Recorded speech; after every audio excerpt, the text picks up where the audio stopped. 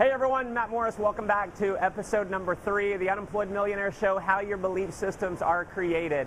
So here's the second way that your belief system, your identity is created. The first, if you remember, was the experiences that you've had in your life. Now the second way that your belief system is created, the vision that you have for yourself, is through outside programming. It's what other people say about you. And this is one of the most powerful ways that your vision is shaped because, we grow up our entire life with school teachers telling us, who we are, what we're supposed to do. We have our parents, we have loved ones always, talking about us. And, a lot of times you become what other people say you're going to become. And it's one of the things about leadership that I've trained on over the years is that as a leader, it's very important of the people that you're mentoring, you want to empower them and have them in your mind become something great.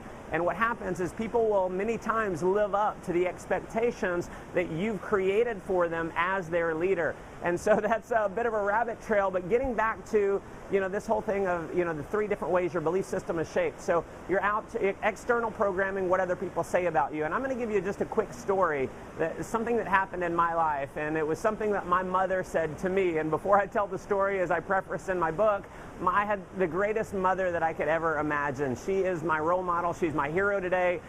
Just, as perfect of a mother as you could possibly have. And so, but here's the story. So I was in 6th grade. We were living in Lubbock, Texas. My mom was in law school working towards her degree.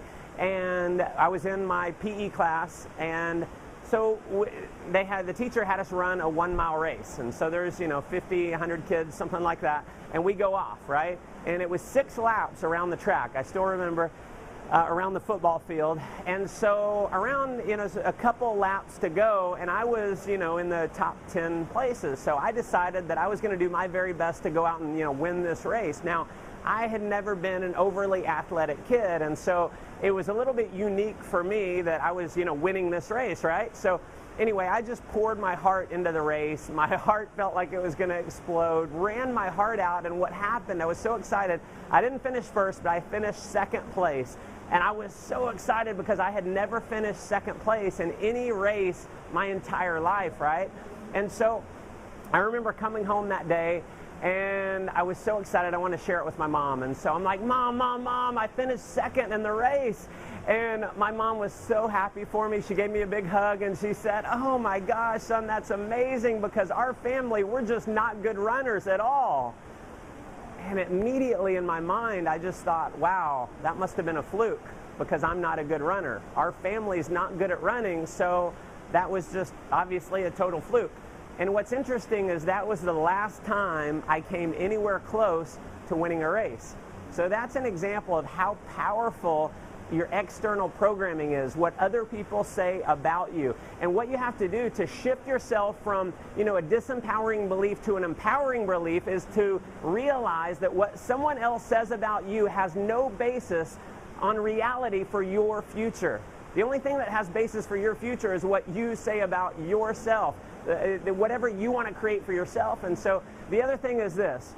So, number 1 is realizing they have no basis. What someone else says about you has no basis on your future. The second thing is you need to separate yourself from people who tolerate you instead of celebrate you. You want to hang around with people who believe in you. And if you hang around with people who say, you'll never do that, you can't make it, that's too hard for someone like you, maybe you've heard something like that in your past. Here's what I believe you must do is create a period of separation. Not saying you have to just eliminate them from your life, period, but don't hang around them on a regular basis. And so here's what I've adopted for myself. When I say I'm going to go out and do something, if someone in my life says anything contrary to what I'm after, I will simply say, if they say, you don't have the education to do that, or you don't have the experience, I'll just say, if it's John, I'll say, John, I'd appreciate if you'd never say anything like that about me again.